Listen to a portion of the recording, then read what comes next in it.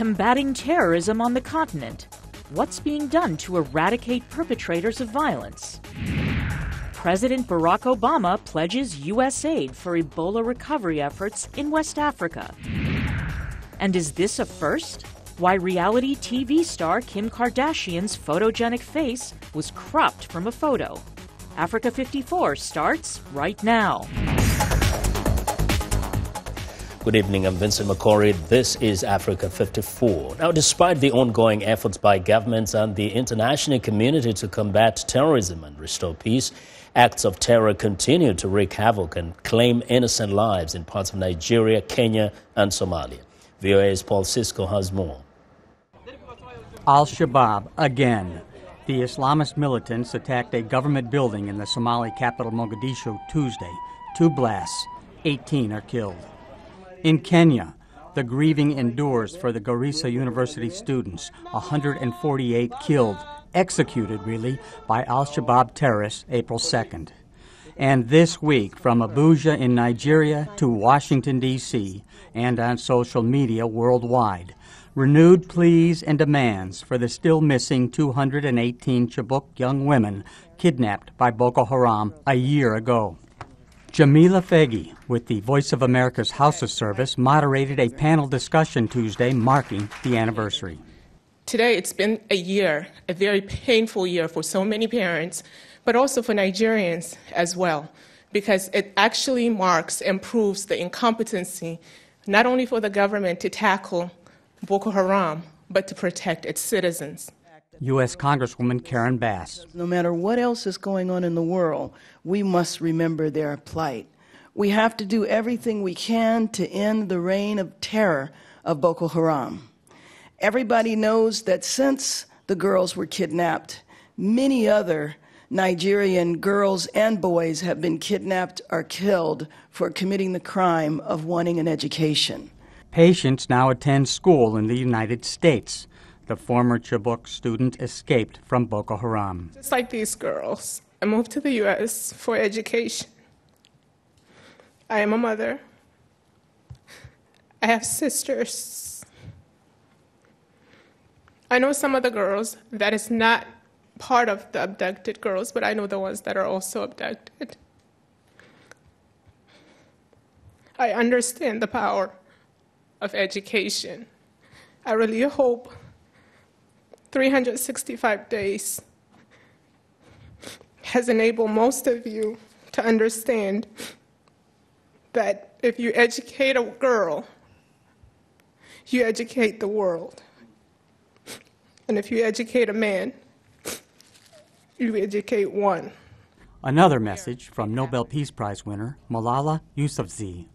To my brave sisters, the kidnapped schoolgirls of Chibok, I look forward to the day I can hug each one of you, pray with you, and celebrate your freedom with your families. Until then, stay strong and never lose hope. You are my heroes. Your sister, Malala. You are not forgotten. You are not alone. Paul Cisco, VOA News. Now going to the south of the continent, violent xenophobic or anti-foreigner attacks have erupted in South Africa, leaving at least 5 dead and hundreds displaced. Now the violence first targeted shops owned by foreign nationals, largely from Somalia and Ethiopia. Now it's spreading against all African foreigners, leaving many feeling terrified and hopeless. VOA's Anita Powell has more from Johannesburg. Ibrahim Muhammad Ali built this small cafe from the ashes of his first encounter with xenophobic violence in South Africa. He says he lost his last business, an auto shop, in a 2008 attack. That time, even my brother will be there. You kill him, that xenophobic guys. My brother is passed away there. You will kill him and that robbery for xenophobia. Me, I lost all my tools, all my money. He has good reason to be afraid again. Hundreds of foreign nationals have been displaced in South Africa in recent weeks because of anti-foreigner violence. Many of the targets from Ethiopia and Somalia live here in the central Johannesburg suburb of Mayfair. VOA spoke to several residents affected by the violence. Ethiopian national Sara Kidane says she is still traumatized after being run out of her shop recently in Soweto. I'm not feeling okay. I was losing too much. I was losing my life. Then I don't know what will I say. Yeah. But I don't have any choice now. I don't know. I don't have any choice now. I'll go back there. But the people is not gone. They will start again. Somali community organizer Abdirikaz Ali Osman says the violence is specifically targeted at African residents. To me, actually, it's pure xenophobic attacks which have been targeted by the foreign nationals who are living in the country, especially those who are having small informal businesses in the townships and informal settlements. So it's obvious that it is xenophobic and Afrophobic violence, actually. And many victims complain that South African police are not helping. I did go to report for police. No one helped me that time. I was in police station. Even it wasn't no police even that time. I don't know what's happened. I didn't receive anything.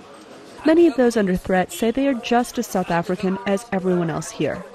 Yeah, we are African brothers, but they give us big problem. Yeah, they kill our brothers, and they rob our own shops. All of the residents VOA spoke with said they intended to stay in South Africa. After all, they say, whether people like it or not, this is home. Well, now for more on this disturbing situation in South Africa, viewers, Anita Powell joins us live via Skype from Johannesburg. Anita, give us the latest from today.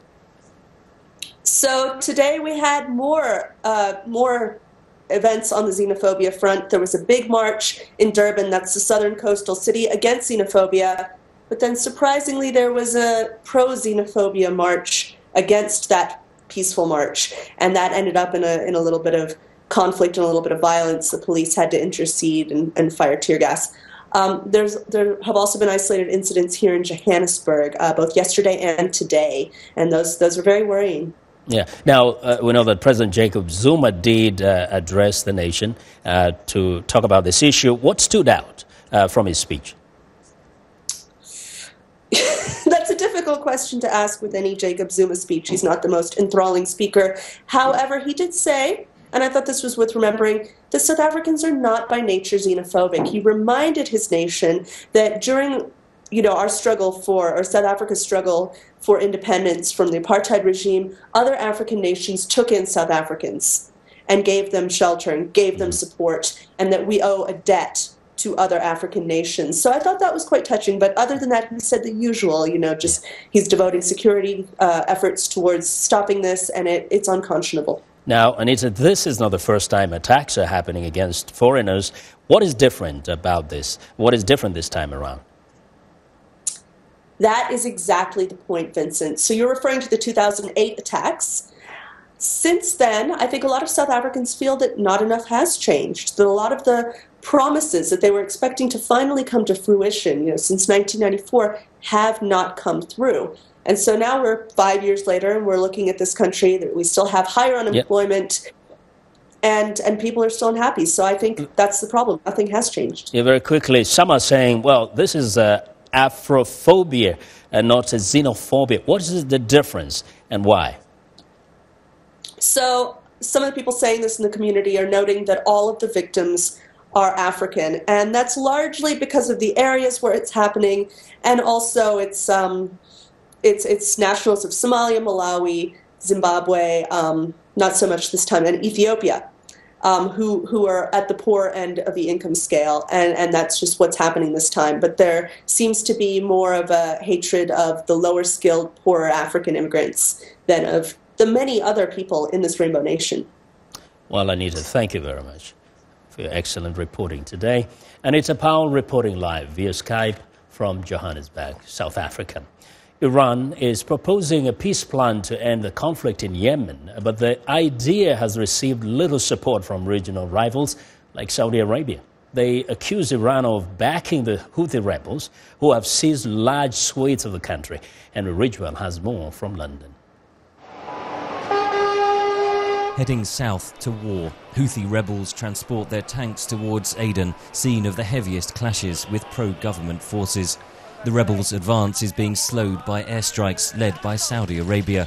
Speaking in Madrid Tuesday, Iran's foreign minister again strongly criticised Riyadh's actions.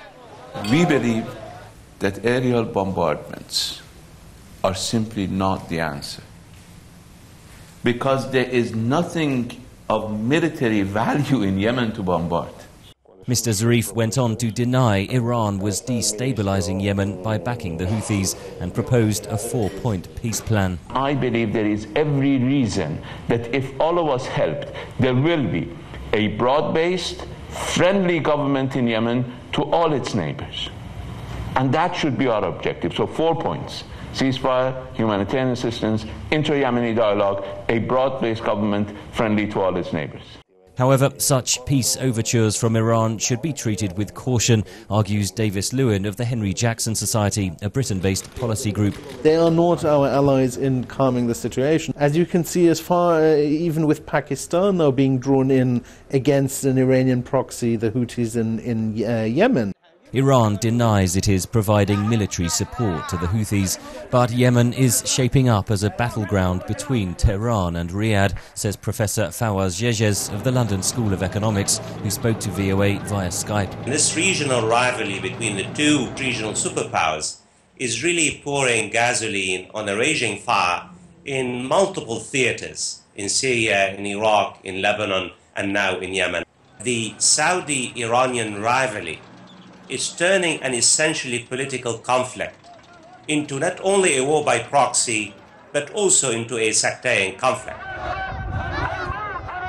Jejes says within Yemen, the Houthis are not seen as Shiite allies of Iran, but the country's Sunni population nevertheless feels threatened as sectarian tensions rise, and that could create fertile ground for extremism. If this conflict continues, as seems to be the case, my take on it is that Al-Qaeda in the Arabian Peninsula and most probably ISIS, the so-called Islamic State, will find a social base of support.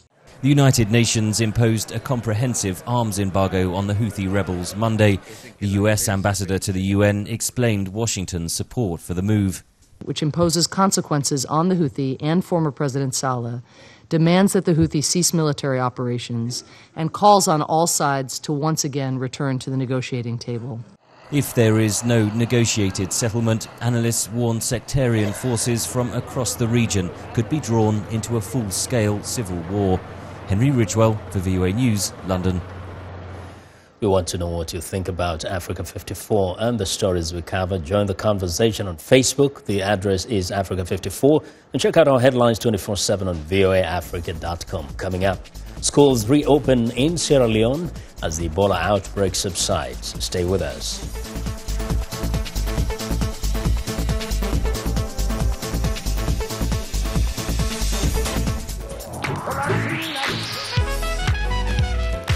I wanted to present music and a side of American culture that is most important to me, that is a part of who I am. They're going to get some incredible performances. That's one of the things I love, bringing these artists in so you can get to see them do what they do. It's soul music, and that's what music is. It's that which comes from the soul.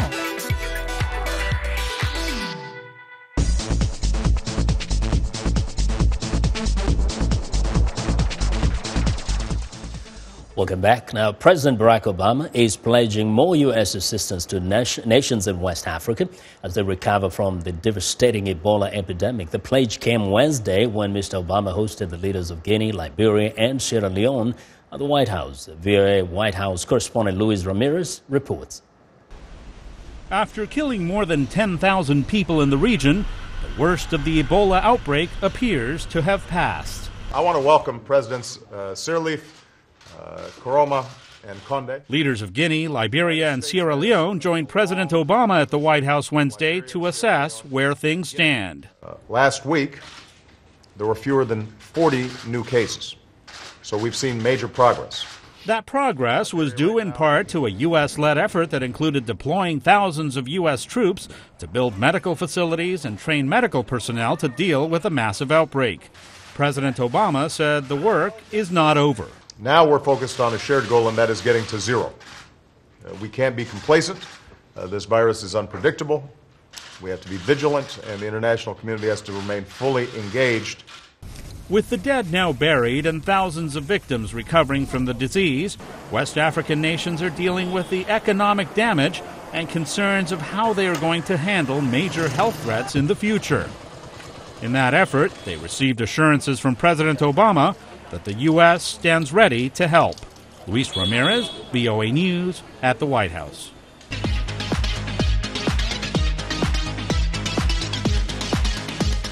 Well, it's time for a health report, and joining us now is Africa 54 health correspondent Lino Mudu with more on Ebola and news of an international agreement to prevent future epidemics. Lino.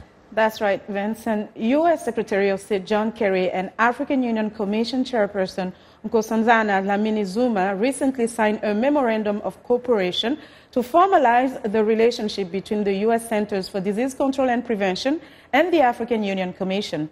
The agreement mandates the establishment of an African Center for Disease Control. The formation of an African CDC has been under development for a few years now. The new institute, set to launch later this year, will work to prevent and respond to future epidemics like Ebola. And the World Health Organization's top official says the Ebola virus is still a threat for the international community, but the risk of it spreading seems to be diminishing. Dr. Bruce Elwood, a special representative of the Director General for the Ebola response, explains. One of the things that really strikes you when you go to the emergency operating centers in Sierra Leone now is that they're talking about individual people and individual contacts rather than numbers of cases and rather than trends. And remember, Ebola is very much a local disease and a disease of people and individuals, and it's only when you really get down to the level of the individual that you really are on track for getting this thing eventually stopped. Dr. Elwood says community engagement is very important in getting to zero cases of the virus. In an interview with Straight Talk Africa host Shaka Sali, Sierra Leone President Ernest Bai Koroma says the Ebola outbreak has been devastating to his country's economy. We are trying to reactivate the services in the country. This will require us to improve on the health infrastructure. We will be required to train more of our personnel. It will also require us to ensure that we put in systems that will focus on isolation, prevention, and strengthen our capacity to track diseases.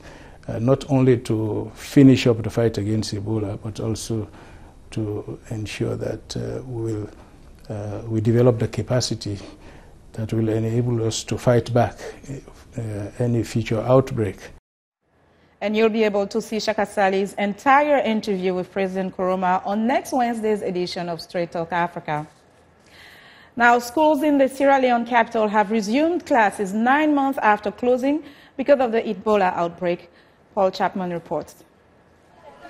This is the first time in 9 months these students in the Sierra Leone capital have gone to classes. The schools in Freetown, shut because of the Ebola outbreak, are opening their doors once more. It's a sign the tide is turning against the disease, and some of these pupils couldn't be happier to be back. I want to be educated, and the government have announced that school has opened, so I just need to come to school, no matter how the situation is. Relatives of the returning pupils say they're satisfied with the health precautions in place. The measures were put in place really good because I see buckets them outside the classrooms them. More than 10,000 people have died in Sierra Leone, Liberia and Guinea, where the epidemic was discovered a year ago.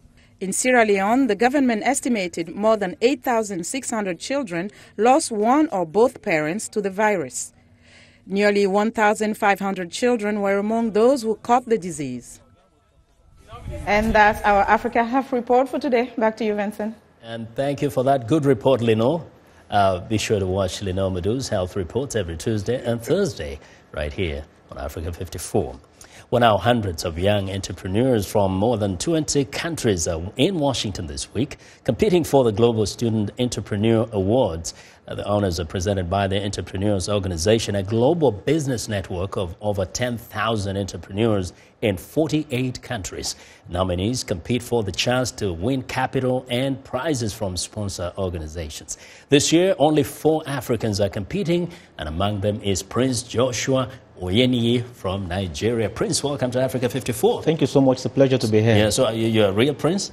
Yes, I'm a prince. I started to say I'm a prince of God. And then, my Yoruba name in Nigeria is Adewale, so transcribed to English, it means prince. Okay. Now, this award is very different from many awards because it's actually an award given to students who are entrepreneurs at the same time. You're right. Now, tell me, where do you go to school and how did you end up being a business person while in school?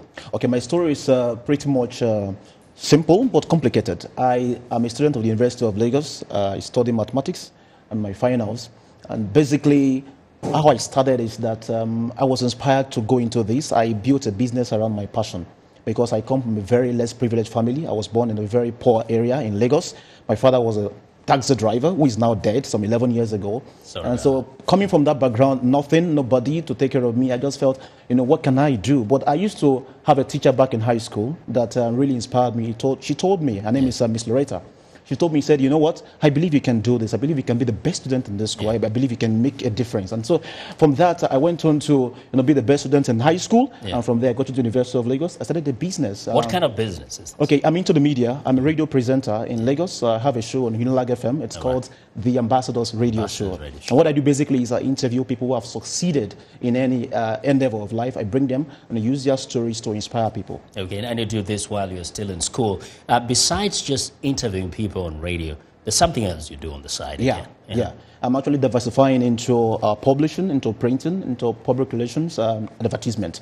And so I'm doing all these, and everything is under the business name that I got registered with the Corporate Affairs in Nigeria. It's called Amborium Media Global Enterprises. So everything comes under the Ambassadors Radio Show, the publishing, the printing, the advertisement, everything comes under Amborium. And I'm the founder and the president of the company. What are some of the challenges you have faced as you try to balance first being a student and also starting business?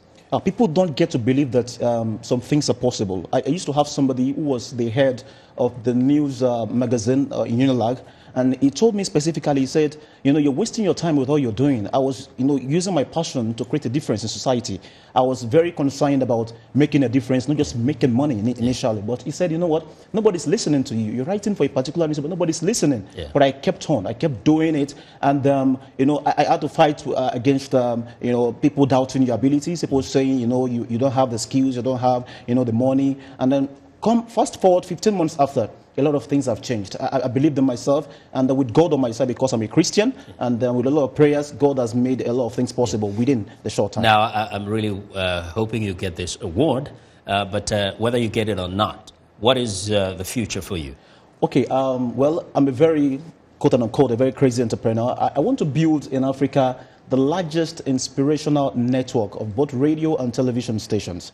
I want to be able to pose serious threats to media giants like BBC and CNN from Africa. I want to build Africa's own CNN and BBC. And so we're broadcasting on those radio stations and then to over 60 million people within the next 5 years, and then build my own online radio station, have my own PR firm, and then with that we can employ very, very many number of people. So I'm looking forward to changing lives, employing people, and making difference in society. What you're saying is that you're going actually beyond the borders of Nigeria. From Africa, changing the entire face of Africa to the rest of the world. Okay. Try not to take my job, yeah? Well, I will try not to, but I'm going to be a serious challenge for you. Well, thanks a lot, Prince Joshua. Yeah, thank you so much for having me. Prince Joshua Oyeniyi from Nigeria is a nominee for the 2015 Global Student Entrepreneur Awards, and we wish him well. It's time now for a short break. Still to come on Africa 54. Why was Kim Kardashian cut out of this picture? We'll explain after the break. We'll be right back.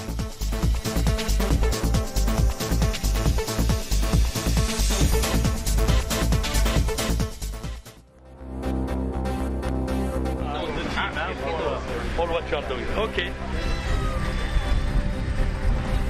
What you are doing here is extraordinary, even beyond Ebola.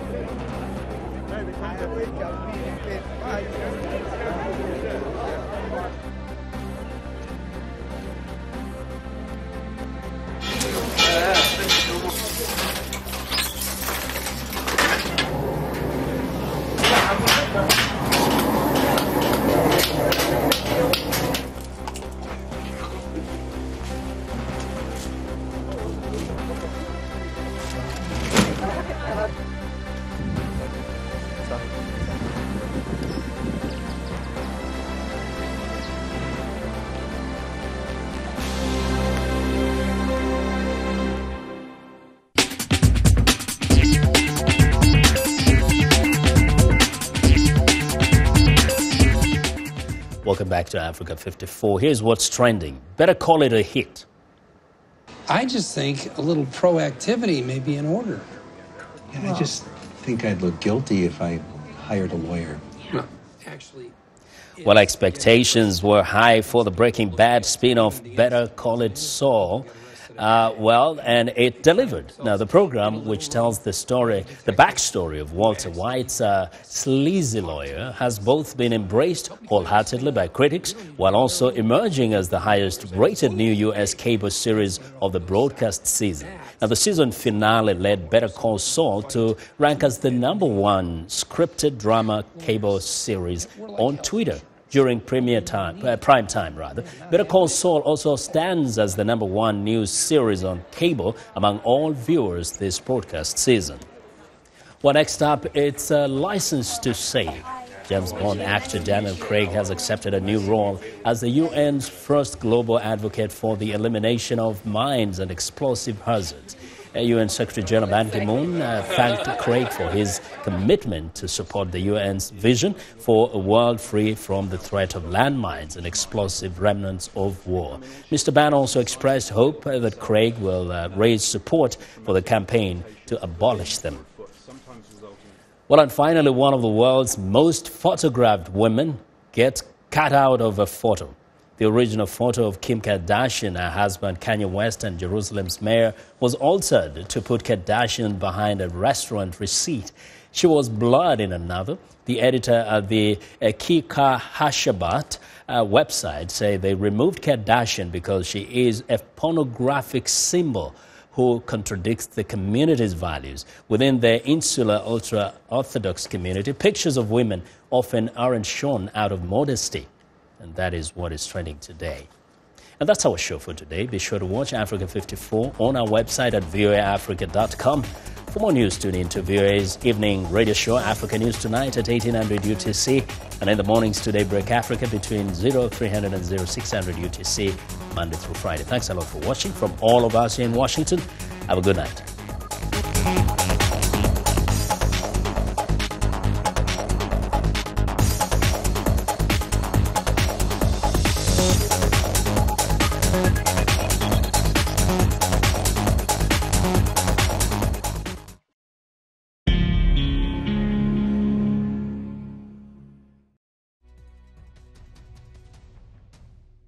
Welcome to the Voice of America's News Words, where we teach you about words in the news. Owning a home in the United States often is called the American dream. And when Americans talk about buying a home, they usually use this word: mortgage. And while mortgage rates have risen, home buyers can take heart. They're still historically low. Unless people pay cash for a house, they usually establish a mortgage and make regular payments on the property. Each month, they give a bank or the property owner a set amount of money until the loan is paid. Most Americans have 30-year mortgages on their homes. Now, when you hear the word mortgage, your English will be good enough to know what this news word means.